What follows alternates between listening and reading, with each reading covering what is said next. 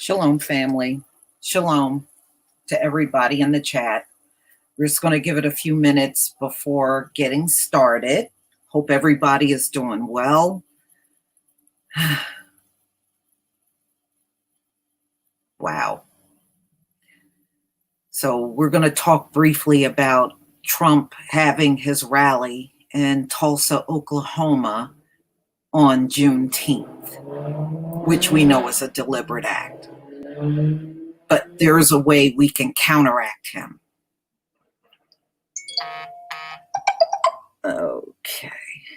All right, it's a reminder. And we will counteract them.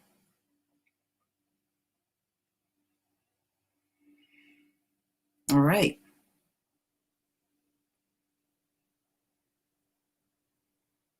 Okay. Let me see if I can.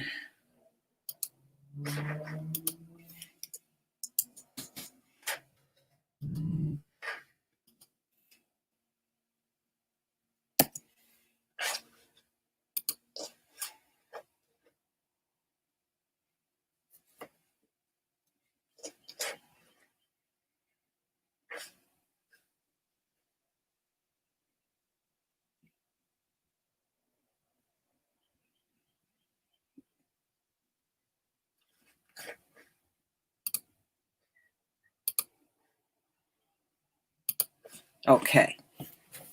All right, family. All right, let me get started. As many of you might have heard in the news recently, Trump is going to have his first rally since the end of lockdown in Tulsa, Oklahoma on Juneteenth. And a lot of people are upset that he picked this day. But you know what? This is Trump. If y'all remember, he invited the Navajo Indians to the White House with a backdrop of Andrew Jackson. So we know this man got an issue with anybody that's non-white. It's a fact. And the fact that he picked Juneteenth to have his rally in Tulsa, Oklahoma, it should not be shocking, but we know why he did this.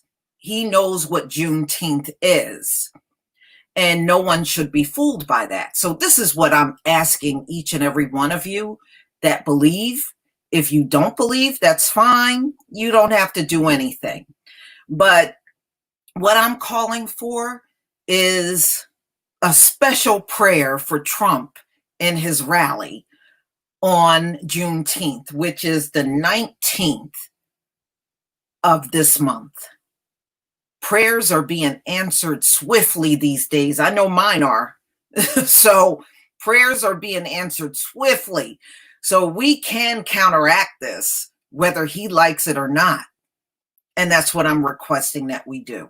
Since he's having it there, then we will pray on that day very strong prayers to the Most High for him and his rally. So I'm going to go ahead and share my screen with you later.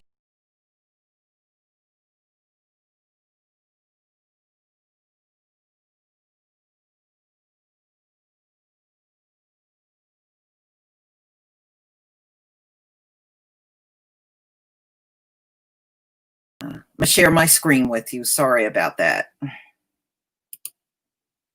Okay, here we go.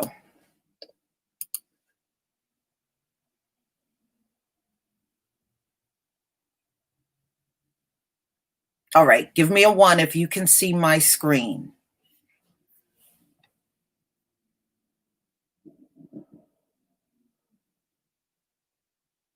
That's okay. You know, I'm going to have a special prayer for that orange man. Oh, orange bunker boy. He's going to get the prayer he deserves. You know, look, we are allowed to pray against an enemy. And that's exactly how you pray for him on Juneteenth. Like he is your real true enemy. And that's how we're going to pray. All right, ladies and gentlemen, let me go ahead and share my screen. There are 2 things I want you to see and hear. All right, so let's start with CNN.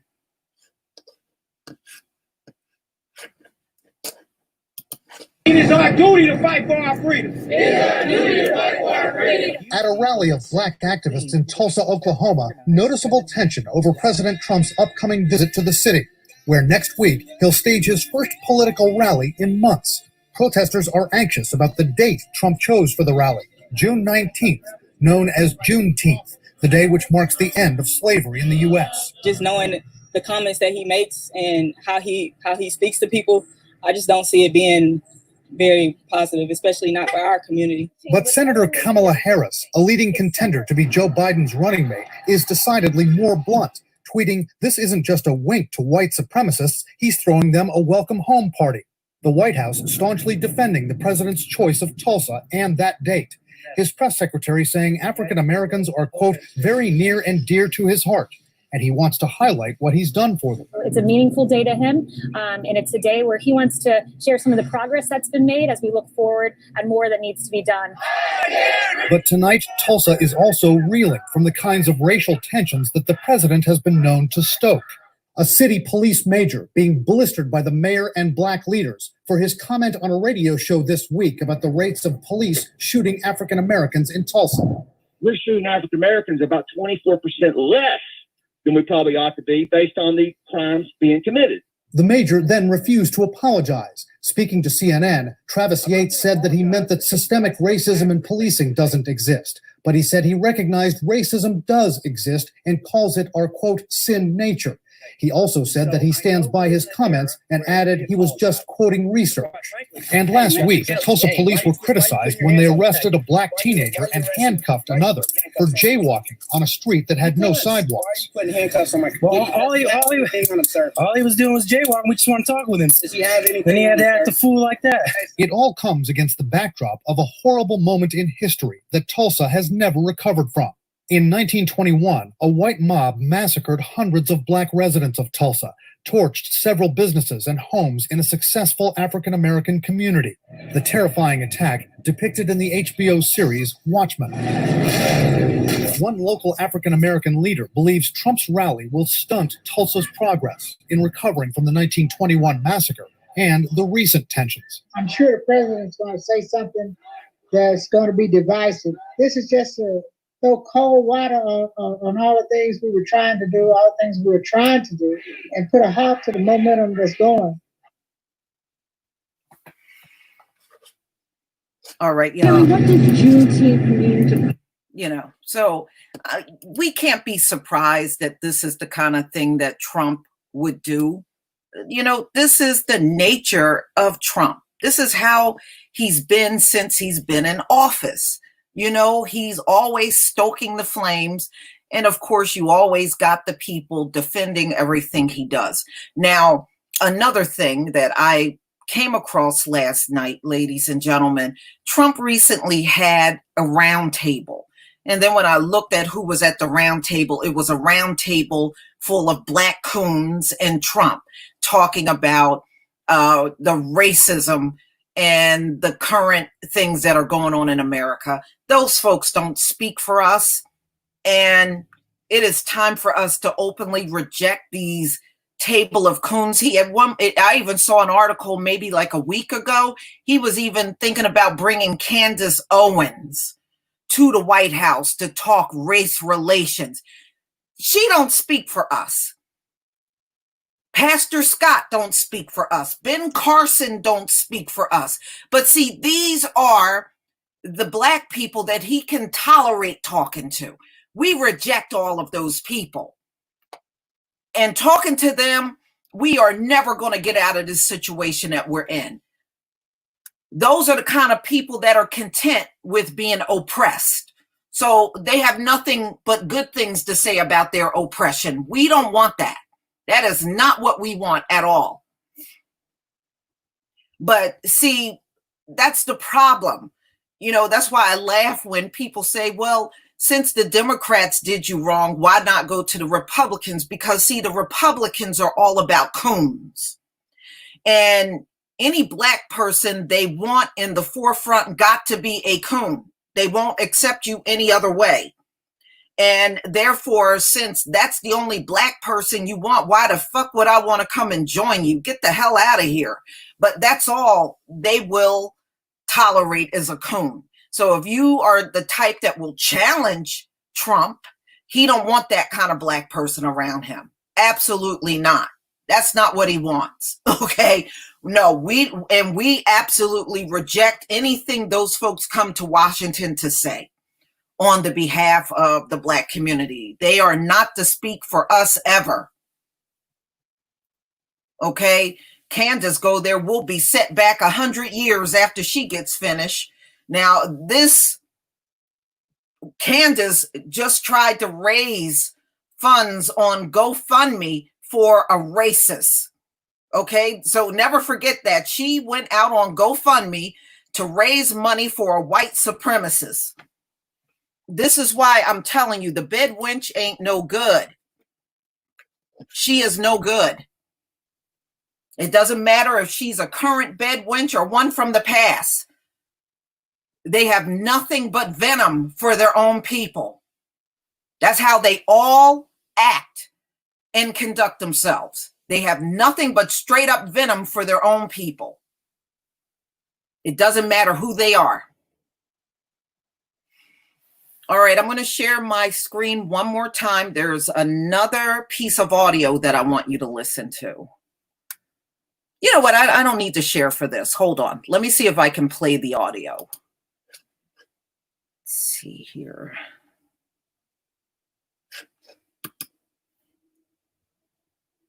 About a 4-part plan for addressing these issues. One of them was he wants to boost access to capital for. Hold on, that's not the beginning. Let me see if I can get to the beginning. There we go. All right, President Trump was at a Dallas church today where he talked about 4 steps his administration plans to pursue to address racial disparity in America. It's part of the White House effort to show him responding to the protests over police violence. President Trump has rejected the idea, though, that there is systemic racism in policing. Americans are good and virtuous people. We have to work together to confront bigotry and prejudice wherever they appear, but we'll make no progress and heal no wounds by falsely labeling tens of millions of decent Americans as racist or bigots. The president continued to express his strong support for police. Well, NPR's Franco Ordonez traveled to Dallas with the president. He is here with us now. Hey, Franco. Hello. Hello. So there have been calls from the president's critics and his allies for him to do more to talk to Americans after the protests that we have all watched unfold. Tell us a little bit more about the view he laid out today. Well, he talked in very general terms about a 4-part plan for addressing these issues. One of them was he wants to boost access to capital for small business owners and minority communities. He also said he wants to address racial disparities in the healthcare system. He talked a lot about education and the need for Congress to enact school choice, which is a longstanding policy of Republicans. And he also talked about an executive order about policing standards. Right. On that last point, we have some tape of this. The president talked about more money for police today. Let's listen. We must invest more energy and resources in police training and recruiting and community engagement. We have to respect our police. We have to take care of our police. They're protecting us. And if they're allowed to do their job, they'll do a great job. And you always have a bad apple no matter where you go. You have bad apples, and there are not too many of them. Franco, did the president give details on what is under consideration in this executive order?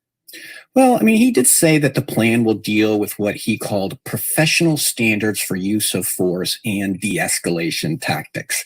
He mentioned force with compassion, but he also emphasized the need to dominate the streets. He said it several times. He did also mention a pilot program for social workers and police departments, but really there were no details. We also know that Republicans in Congress are working on a plan, which we may learn about soon. But really a big part of the president's message today was to draw a contrast with activists who are using the slogan defund the police. He says the police need more money, not less. I mean, the context here is the president has been criticized for that message, for wanting to dominate the streets and control the protests rather than addressing the underlying concerns that have brought people out into the streets. Did he say anything today to try to quiet that criticism? Yeah, that was interesting. I mean, he really, in this speech, leaned into his law and order message. He spent a lot of time talking about the ongoing protests in Washington state, which are on the opposite side of the country, and he criticized the Democratic governor and mayor of Seattle for not stopping them and threatened to stop the protests himself. Is NPR White House correspondent Franco Ordonez. He was traveling with the president today on this trip to Dallas. Thank you, Franco. Thank you so much. Now, the rally is, thank you so much, Solo Dolo. Thank you for the super chat, backhanded pandering. Exactly. Now, Trump is very pro-police. I don't expect him to be on the side of the Black community. I mean, look, he's been in office all this time and he's never been on our side, and he's going to continue to do that. So we're talking about defunding, dismantling, and disbanding the police, and he's talking about giving the police more funding, and systemic racism don't exist among policing, which if you're not willing to admit that there's a problem, then you can't solve the problem. Plain and simple. Trump can't solve this because he don't even believe the racism that we are living with for centuries. He don't believe that's real. So you can't look at somebody like that and expect them to resolve any problems that we're having out here with policing. So Trump, look at it this way, y'all. Under his watch, the country has collapsed financially. This past Tuesday, they announced a recession. Unemployment is off the charts. We're now even well over 42 million because another, I believe, 1.2 million people filed claims last week. And there is a nonstop protest going on out in the streets. These are the things that are happening under Trump's watch. This all happened under his watch, which means Trump has zero control over anything that's going on now. He literally has no control over it. And look, he wanted to use the military until the generals shut that mess down. But that's what he wanted to do. He wanted to use brute force on the protesters out in the street. See, Trump don't want to change anything. He's okay with us being brutalized and killed by the cops. He just wants the protesters out of the street. So ultimately, he just wants the protesting to stop and we go on like nothing has happened. Well, there's a lot of people not having it, and he has plunged badly in the polls now. At first I thought Trump was a shoo-in to win the election. I'm not so sure anymore. I was sure at one point, oh no, he'll get back in. But now I'm not so sure. His poll numbers, Trump has dropped 39% in the polls. A lot of people are very unhappy with how he's handled the COVID-19, where he ignored it in the beginning and then tried to act like it wasn't real and it was going to go away in 15 days. And then people don't like the way he's handling the protests, trying to use the military on protesters. So there's a lot going on. And remember, he called that 75-year-old protester that got pushed down an Antifa provocateur. Well, they said that man got brain damage from that fall. He took a pretty hard fall. Well, they're saying in the media, if you pull the stories up, that man got brain damage. So there's a lot of people upset with Trump for making those kind of comments about this man. So, hey, the way I see it, if Trump wins, we actually win without him knowing it. And yes, the value of the dollar has plunged. You're right. Thank you, Chima Madhu. Thank you so much. The dollar's value has plunged over the last week. Yes. Yes. And the way I see it, they said, I came across an article before I went to bed last night, and it said this recession that we have just entered officially on, we've been in a recession, but they just announced it on Tuesday, will go on for years. They said this is going to be a long, painful recession. It will go on for years. And as you can see, under Trump's watch, they can't seem to get this place popping. Y'all notice that? Oh, we're going to reopen business. We're going to reopen. They have reopened some businesses out here, and many of those businesses are complaining that the customers are not coming in. People are not returning back into the stores and going out shopping like they used to. So how do you get your country back up and running when people are not spending like they used to? Folks are like, okay, I got to save and reserve as much as I can. I'm not going to be out here spending up all my money. That's how people are thinking now. So yeah, you may have opened a few businesses, but nobody's going in there.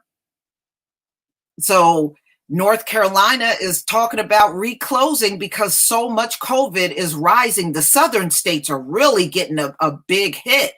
But if you remember, the southern states were some of the first ones to reopen, and they are taking a huge, huge hit. I was looking at Florida. Florida jumped up 1,700 cases just on Saturday alone. So no, they are struggling. You can see, just looking at the southern states, it's a huge mistake trying to open everything up at this time. And it's counterproductive because the virus is still there. I looked at another article, I'm going to let you go after this, that said COVID-19 is year round. It is no going away over the summer like they originally said. They're now admitting, their scientists are now admitting this virus is year round. It does not diminish over the summer, but isn't that what we said all along? Now they're actually admitting it. So that being said, ladies and gentlemen, let's raise our voices in prayer on Juneteenth. We can do it. Do it in the morning when you first wake up on June 19th. That's our Juneteenth. And let's counteract Trump's rally in Tulsa, Oklahoma that day. So it doesn't matter. Anytime you open your eyes and wake up, I want you to pray against the rally that Trump is having in Tulsa, Oklahoma on Juneteenth, June 19th. Try to put a reminder in your phone, or if you got a wall calendar, put it on there. But don't forget, because that day is Friday. Next Friday is when he has that rally. So I think it's best that we pray ahead of the start of that rally, because we know this is a malicious act. And the Most High allows us to pray against enemies, and that's what we're going to do for anybody that's going to cheer on a day when our forefathers got slaughtered on Black Wall Street. So if they want to cheer it on, I am going to cheer on the worst fate for them. So mark that on your calendars, y'all. That's right, Yvonne. Pray 3 times on Juneteenth. Excellent idea. Thank you, Yvonne 25. So we can pray in the morning, afternoon, and evening. Wherever you are in this world or in the country. That's how we're going to counteract it. Beautiful thing is the Most High is answering prayers swiftly these days, and continue to ask our Heavenly Father to turn his face towards us and away from the Gentiles. All right, everybody, I got to make a phone call. So everybody, wherever you are, have a wonderful, blessed day. May the Most High continue to shield and protect you from all of the judgment that's going down in this world. May he fulfill all of your needs during this time of judgment. Peace, family.